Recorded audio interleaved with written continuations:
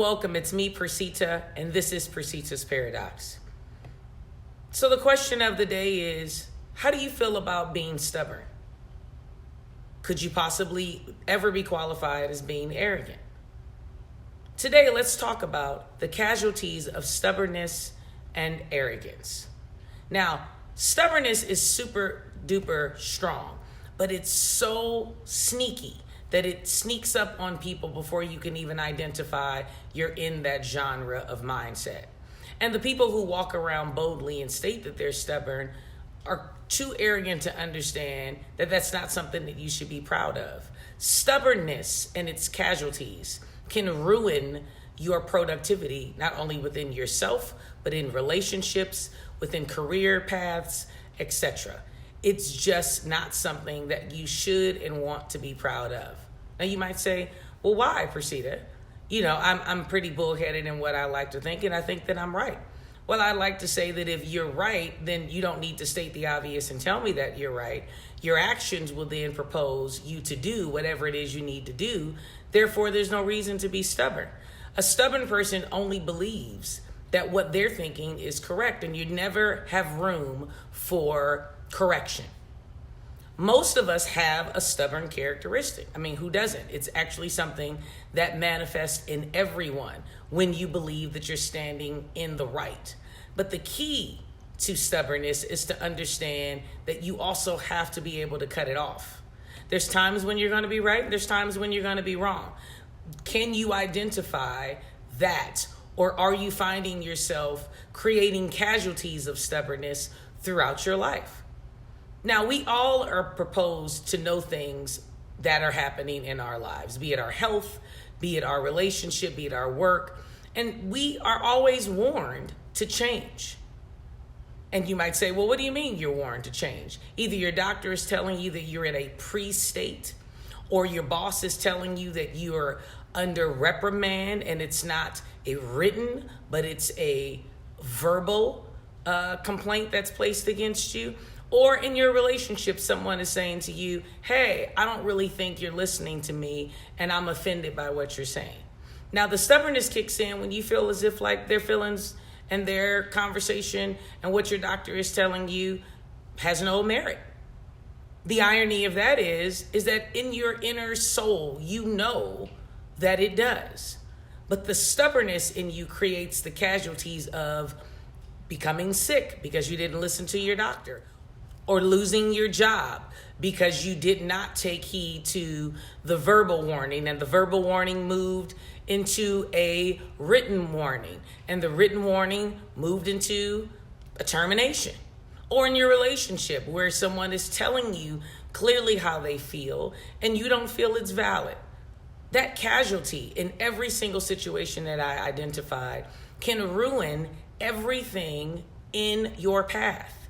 It can ruin your future, and it can also ruin your present. Be conscious of the fact that the casualty of stubbornness is not something that you want to perpetuate on a daily basis, nor on a yearly basis. We have to be conscious of the fact that when we don't know something, or when someone is giving us clear communication on how they're feeling or what they're expecting, we have to make the decision straight away on what our position is going to be. Now, if the doctor tells you that, hey, you really need to start working out and you really need to eat properly in order to live a better life, the stubbornness in you would say, but I've done this for years. And yeah, I hear you, doc, but I'm fine. There's no issue. Well, then don't be shocked when you look up and you're hospitalized or you're stuck taking meds for the rest of your life. What blows me is that people will continue to do the exact same thing and then actually have the reaction of shocked when things don't manifest in a positive manner. Where you were warned.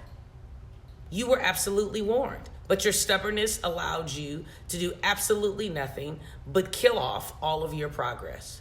So today, be conscious of what you're actually doing with the information you're given.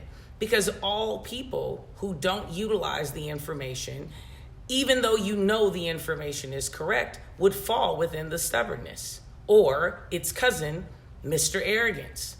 And arrogance, again, and stubbornness run side by side to me. The average person that is stubborn is also an arrogant person. And someone might say, well, you need a little arrogance in your life. Absolutely. We all have to trust and believe in us. But we also have to be smart enough to know when we don't know something and when we actually need some sense of resource or wisdom or knowledge to guide us to the next level. The key is to understand the difference between understanding what you know and moving in that, and understanding what you don't know to go and seek some type of wisdom or health. In your mind, in your body, in your spirit, whatever the health is, whatever the knowledge is, you want to seek it. The problem for most of us is that we don't really want to ever identify what we don't know. In this day and age, asking a question has been limited to Google. Something on your smartphone. How many conversations do you actually have with people you would consider wise to answer your questions? How many books do you read at this point? Even on your phone, because who actually has a spine-binding book anymore? Pretty much no one. You can barely go to the library at this point for any reference material because everything is at your fingertips. The problem is these smartphones that we hold aren't the ones that need to be smart. We need to be smart. We're not even smart enough to seek out anything other than Google on the smartphone. So today I propose to you, don't let stubbornness and arrogance ruin your life. Don't fall susceptible to the casualties of stubbornness and arrogance. When you're told to change and you understand that this is an authority in whatever field this person is speaking from, take heed to that and actually change. If you change one thing in your life every single day, take it from the level of 1% of something that you're doing negatively. If you can shift that daily, you'll look up and stubbornness and arrogance would have dissipated because you would see a difference, you would feel different, you would be different, and you would want to continue that feeling daily.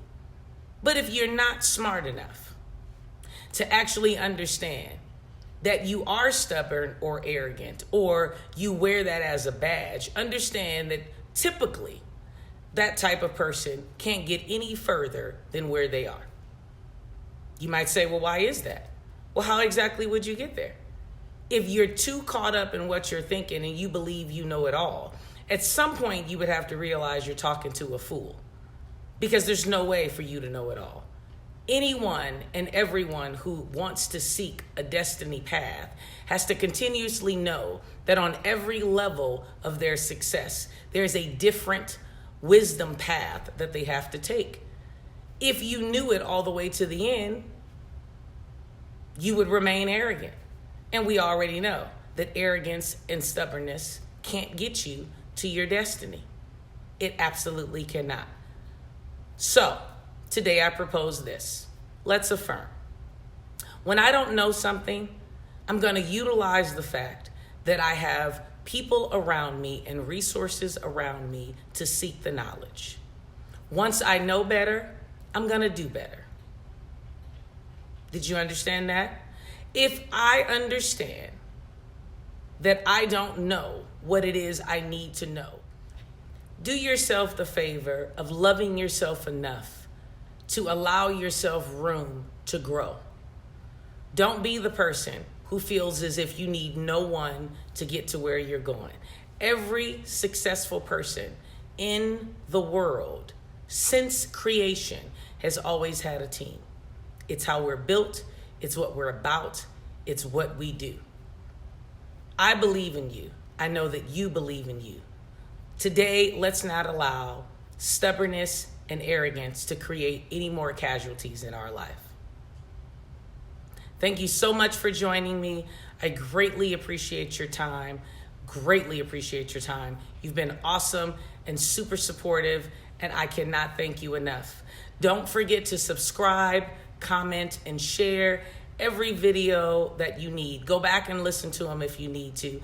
And don't feel shy in being in the comments. I know it can be a little intimidating, but I would love to hear from you.